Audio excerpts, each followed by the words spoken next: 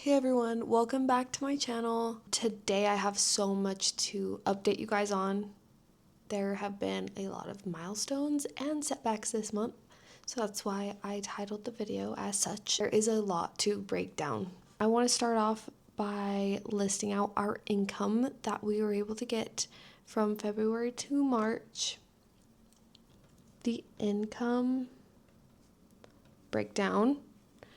From our W-2s, we were able to bring in $9,585, which is about $1,500 more than we normally do.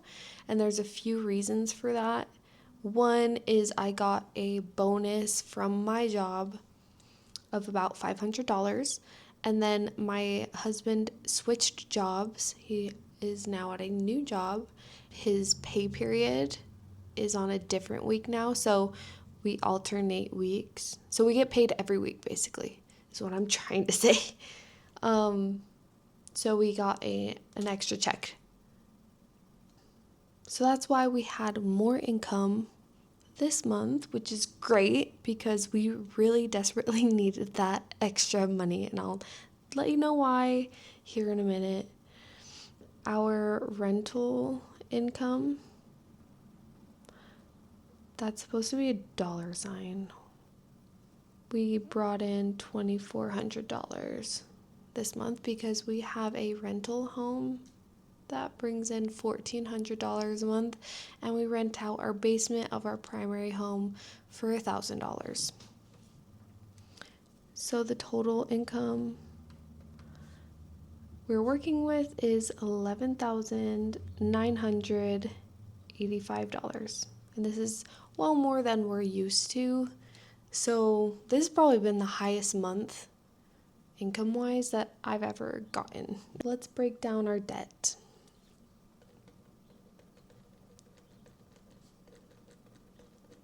We have a primary mortgage that started last month at $340,205.10. And the ending balance was $339,889.16, with a difference of $315.94. So it was able to go from 340s down to the 339s, which I'm super happy about. I love when it goes down $1,000 change. Next, we have our rental mortgage. It started with a balance of $554,178.31, and the ending balance on that was $153,000, $855.96, with a difference of $322.35. So that also went down $1,000 point from 154 to 153. Next, we have our second mortgage, which is on our primary home because we didn't put any money down on it. And that started at $20,029.28. And it ended the month with a balance of $19,961.03, with a difference of $68.25. We do pay $50 extra onto this principal to reduce it because it is a high interest one. It's at 7.625% interest rate. If we didn't put that $50, it would only be $18 coming off of that principal, and that's not enough progress for me. So that's why we added that. Even though it's not like a true debt snowball method, it's what works for us. Next, we have our car loan number 1. which is my husband's vehicle. We started with $18,113.17 and ended with $17,930.80 with a difference of $182.37. So car number 2, which is my vehicle I drive, started at $13,554.30, and it ended with a balance of $11,991.27. So we paid a total of $15.63 So that's amazing. It's less than I wanted, for sure, considering our income was well above what we normally make.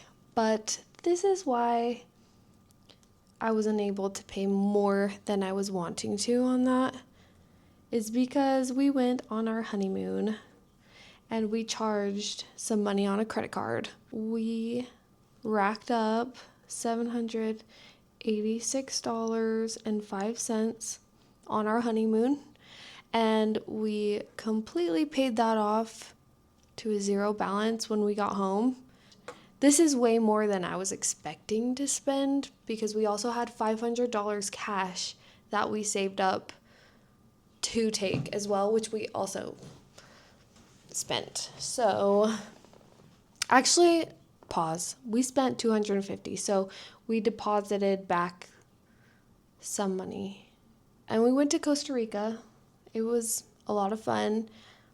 It was very hot, very humid, and it was very nice to be back home.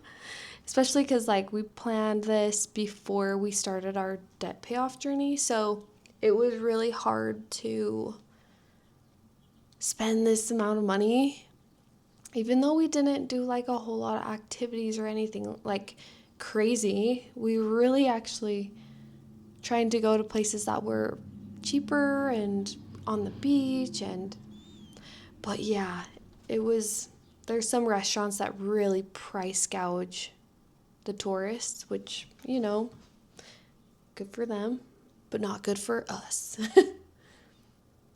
And then, unexpectedly, we owed taxes for this last year. We had to pay $3,126, which we fully paid as well. We did have to use some of our savings for that. And then, also, a setback we had is our downstairs renters, which is our family. They noticed that the kitchen sink was backing up, and I was like, what the heck? Drain tech came out and they I told him what was going on. He turned the faucet on, and then I walk out to the front of my garage and I noticed some water coming out from the cement in front of my garage. And I was like, whoa, hey, drain tech guy, there's water coming out. I think it's broken. And he's like, yeah, it's broken. I can't really do anything. Oh, and by the way, that's $85. Then I realized I had homeowners insurance. Maybe it's not it's like a home warranty that we bought when we first bought this house that is still active. So I called them up, said, hey, we have this problem happening. They're like, we'll send a guy, a drain guy. So he came out, snaked it. He was like, this is acting really strange. There is a break, I think. So they sent a plumber out. So I had to pay $85 for that guy to come for a copay. And then the plumber came out, found where the break was. And I'm like, oh my gosh, that's exactly where they repaired the sewer line. Because when we bought this house, we had them replace the main sewer, and they never reconnected the kitchen line back to the main sewer line. So it was leaking under our garage. since we bought the house. And we just never noticed because our downstairs neighbors barely moved in like a couple months ago. So we we never like really did a lot of dishes because we were setting up the house and this and that. And we're not down there in the basement when we're using water. So if it had backed up, we would not have known. The plumber quoted me $4,000 to fix that. And heck to the freak no, we're not going to pay $4,000 to fix a different contractor's mistake. Instead of paying $4,000, we paid like $500. All is well, it's fixed, but it is a little setback of what can happen when you own a house. Things happen, you just make it work. I had comments on my first debt confession video saying like, oh, if one thing happens, you're going to be underwater and you're going to like lose your house. No, I'm sorry, but you just make it work. You figure it out. And there's some things that you can live with temporarily and get other quotes, okay? Reach out to people who will do it cheaper. So yeah, those were some of the setbacks that we had. Trip, the water sink line.